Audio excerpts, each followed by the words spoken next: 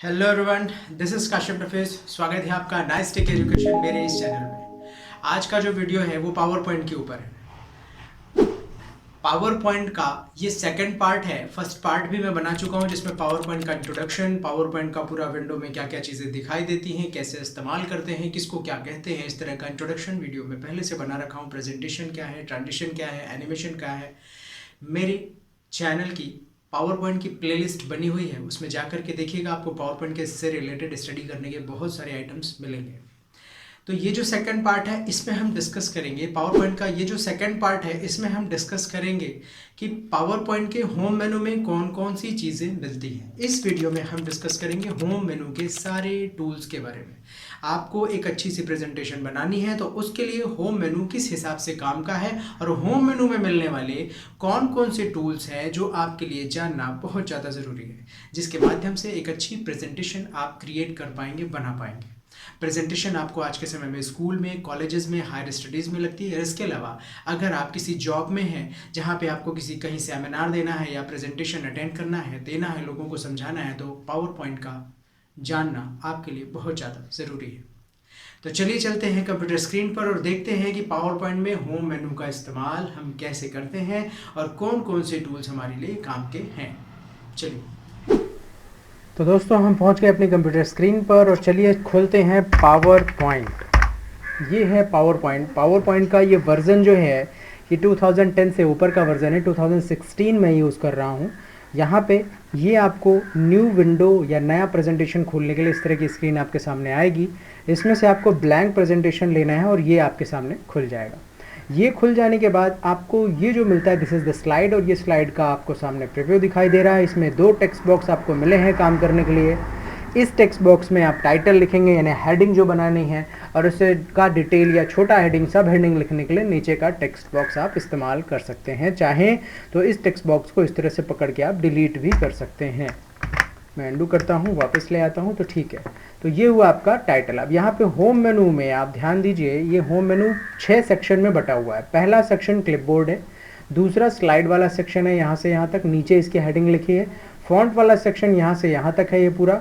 उसके बाद ये पूरा सेक्शन आपका पैराग्राफ का सेक्शन है, ये पूरा ड्राइंग का सेक्शन है, और ये एडिटिंग वही है जो MS वर्ड में और एक्सेल में था, फाइंड, रिप्लेस एंड सेलेक्ट।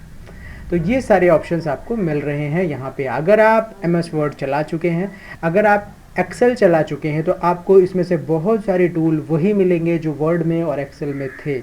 अगर आप वो दोनों एक्सेल और वर्ड अच्छे से चला चुके हैं तो यहाँ पे शायद आपको सिर्फ काम की चीज़ें ही सीखनी पड़ेंगी। लेकिन मैं यहाँ पे कोशिश करता हूँ कि जो बिगिनर्स हैं, जो डायरेक्ट पावर पॉइंट सीखने के लिए कोशिश कर रहे हैं, तो वहाँ पे मैं चाहता हूँ कि उनको सारी चीज़ें बता दूँ।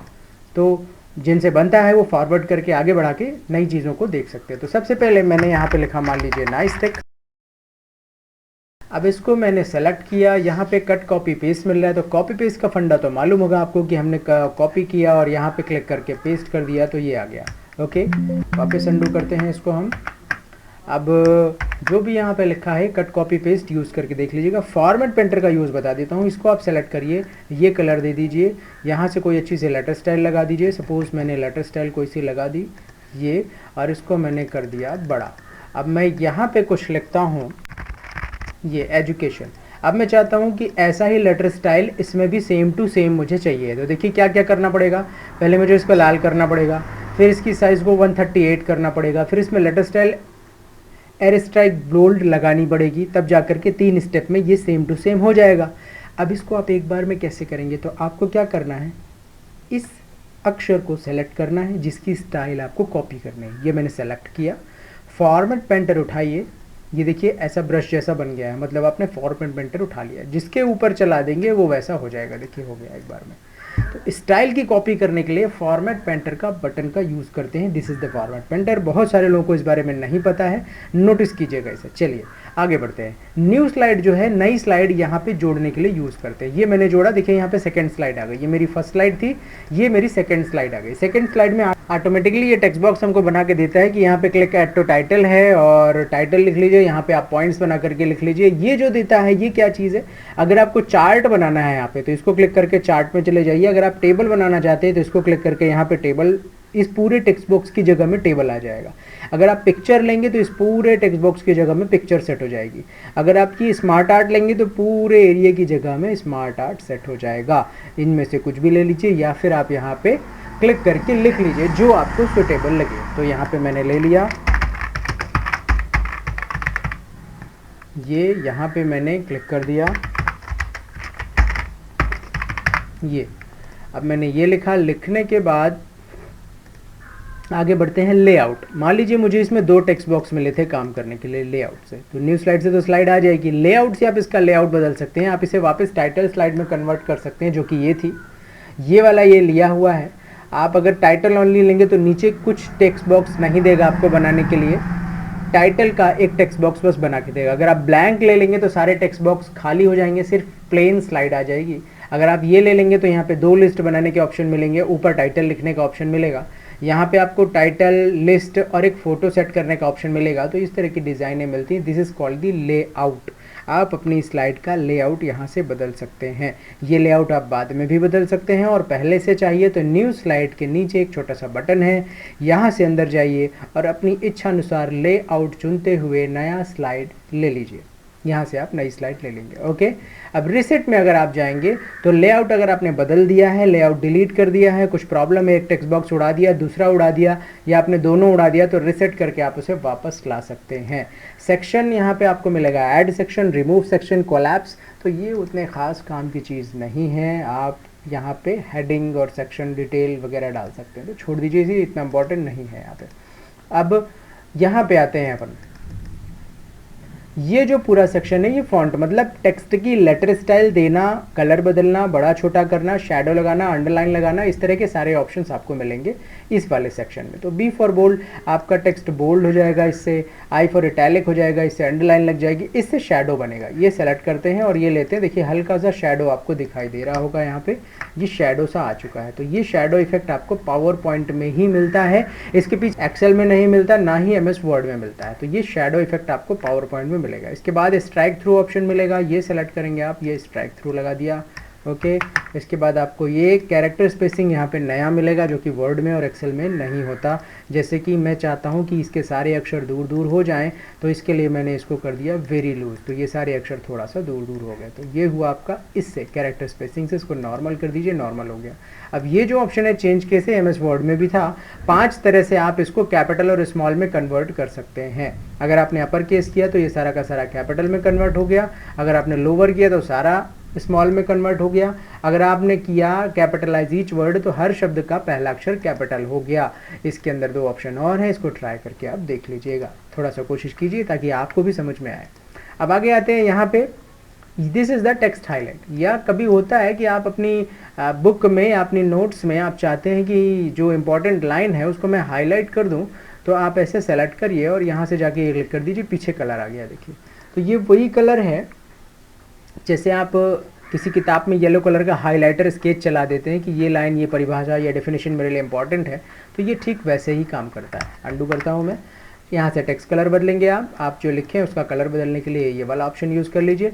फिर सेलेक्ट करते हैं आप, यहाँ से लेटर स्टाइल बदल दीजिए, यहाँ से साइज़ बढ़ा घटा लीजिए, यहाँ से भी साइज़ बढ़ा लीजिए, इससे घटा लीजिए, और इसको करेंगे तो क्लियर फॉर्मेट हो जाएगा। इसका कहने का मतलब ये है कि टेक्स्ट में लगी सारी स्टाइल ख़त्म हो जाएगी, प्लेन टेक्स्ट आपका बचेगा। ये मैंने सेलेक्ट किया और ये टेक्स्ट मेरा प्लेन हो गया, कोई लेटर स्टाइल नहीं है। जैसे मैं यहाँ जाता हूँ, इसको मैंने इतना सेलेक्ट किया और मैंने ये कर दिया, देखिए प्लेन टेक्स्ट हो गया वो,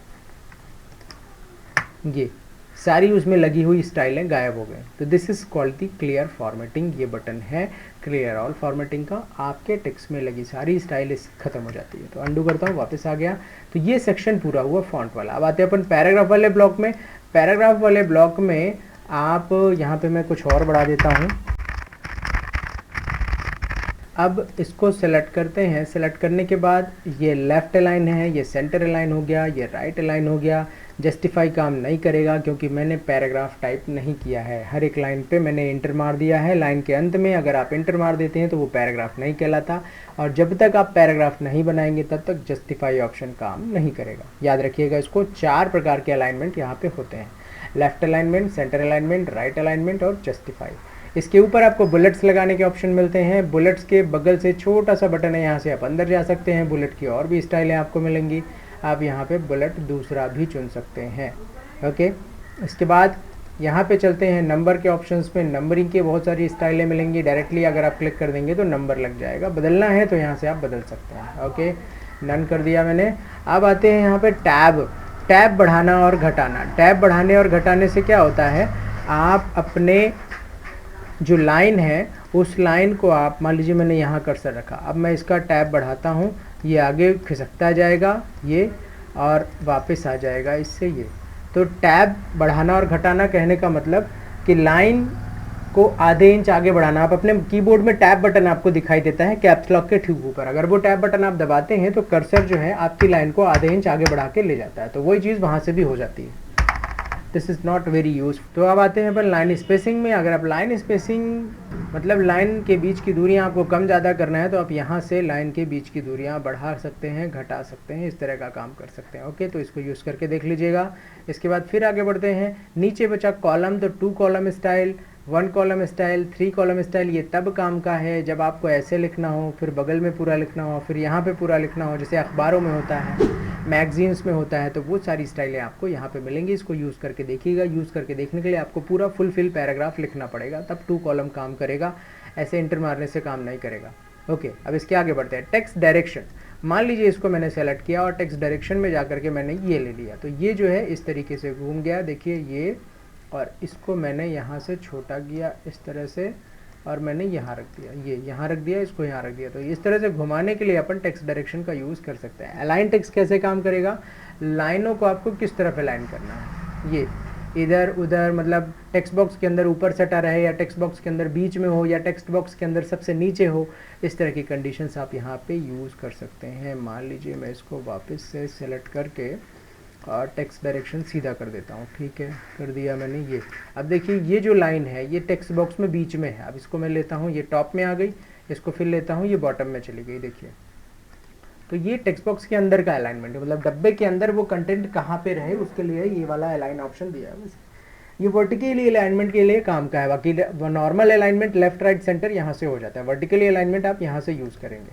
कन्वर्ट टू स्मार्ट आर्ट, मान लीजिए ये वाले ऑप्शंस को मैं सेलेक्ट करता हूँ। Convert to smart art, smart art है क्या पहले ये समझ लीजिएगा आप। स्मार्ट आर्ट क्या होता है, किसी टॉपिक को, जैसे आपने समझाया है कि मेरे यहाँ इतने सारे कोर्सेज हैं, या मेरे यहाँ इतने सारे आइटम्स हैं, या मेरी इतनी सारी ब्रांचें हैं, मेरे अंडर में इतनी सारी ब्रांचें, तो इस तरह के कंटेंट को आप चित्र द्वारा समझाना चाहते हैं, तो आप इसको सेलेक्ट करिए, इसमें जाइए और यहाँ से आप कोई चित्र लीजिए। आपको ये देखिए डीसी पीजीडीसी कैसे बना के दे रहा है, ये देखिए कैसे बना के दे रहा है, मतलब पूरा डिज़ाइन बना के दे देगा। बड़े काम की चीज़ है आपके लिए ये डीसीए के बाद पीजीडीसी है, पीजीडीसी के बाद टैली, उसके बाद एमएस ऑफिस, उसके बाद ग्राफिक डिज़ाइनिंग। ये लेंगे तो ऐसा बना के दे देगा, ऊपर आप फोटो डाल सकते हैं। ये लेंगे तो ऐसा बना के दे देगा, ये वाला लेंगे तो इस तरह से बना के दे देगा, ये लेंगे तो ये भी बढ़िया है, देखिए यहाँ पे फोटोज़ डाल दीजिए। तो ये आपका क्या है, ये आपका है स्मार्ट आर्ट। और स्मार्ट आर्ट जनरली आपको इंसर्ट मेनू में यहाँ पे मिलता है, एमएस वर्ड में भी और एमएस एक्सेल में भी, याद रखिएगा। तो होम मेनू में क्या अच्छा ऑप्शन दे दिया कि आप कुछ लिखे हैं उसको सेलेक्ट करके स्मार्ट आर्ट में कन्वर्ट करना चाहते हैं तो यही से कर दीजिए। ओके, तो ये है आपका पैराग्राफ वाला सेक्शन, ये क्लियर हुआ। पैराग्राफ सेक्शन के बगल में अब आपको इस तरफ मिलेगा ड्राइंग वाला सेक्शन। ड्राइंग वाले सेक्शन में आपको इतनी सारी ड्राइंग मिलती है, इसमें से कोई भी ड्राइंग उठा करके आप यहाँ पे ड्रॉ कर सकते हैं। इसको छोटा बड़ा कर सकते हैं, जैसा भी आप इसको आकार देना चाहें, घुमाना चाहें, पलटना चाहें, सारे ऑप्शंस यहाँ पे काम करेंगे। तो ड्राइंग देख लीजिएगा। अब इसको मैं 2 कर देता हूँ। मान लीजिए मैंने 2 एरोज ले लिए, एक का कलर मैंने ये कर दिया। अब एक एरो ऊपर, एक एरो नीचे है। तो अब इसमें आपको क्या मिलता है, अरेंज में मिलता है bring to front send to back, मतलब किसी ऑब्जेक्ट को, पीछे वाले ऑब्जेक्ट को ऊपर लाना हो, जैसे मैंने पीछे वाला सेलेक्ट किया। अब यहाँ जाते हैं ब्रिंग टू फ्रंट करते हैं, देखिए वो ऊपर आ गया। अब ऊपर वाले को मेरे को पीछे भेजना है, तो इसी के नीचे आपको मिलेगा सेंड टू बैक, ये नीचे चला गया। तो एक दूसरे के ऊपर नीचे करने के लिए अरेंज ऑप्शन में send to back, bring to front आपको मिलता है। इसके बाद मैंने दोनों को सेलेक्ट कर लिया, मान लीजिए। करने के बाद इसके अंदर आपको मिलता है ग्रुप, ये हो गए ग्रुप, ये दोनों चिपक गए, ये दोनों एक साथ चलेंगे, एक साथ छोटे होंगे, एक साथ बड़े होंगे। ये आपका ग्रुप करने से होता है। अनग्रुप से ये वापस छूट गए, ये अलग अलग हो चुके हैं। इसके बाद फिर आपको अलाइन मिलेगा, तो ये आप दोनों को सेंटर कर दीजिए, दोनों आपस में बीच में सेट हो जाएंगे, आपको खुद से खिसकाने की ज़रूरत नहीं है। वापस इसको अलाइन में आप जा करके राइट करेंगे तो राइट से, अब ये बीच में चूंकि आ चुका है और दोनों बराबर है तो राइट साइड से बराबर हो गया, लेफ्ट से बराबर करो या ऊपर से बराबर करो या नीचे से बराबर करो, चारों तरफ से बराबर ही रहने वाला है, कोई खास चेंजेस नहीं होगा। इसी के अंदर आपको रोटेट मिलेगा, ये रोटेट 90 डिग्री लेफ्ट, ये राइट, ये वर्टिकल फ्लिप, ये हॉरिजॉन्टल फ्लिप, हॉरिजॉन्टल फ्लिप से उसके उधर का मुंह इधर हो गया।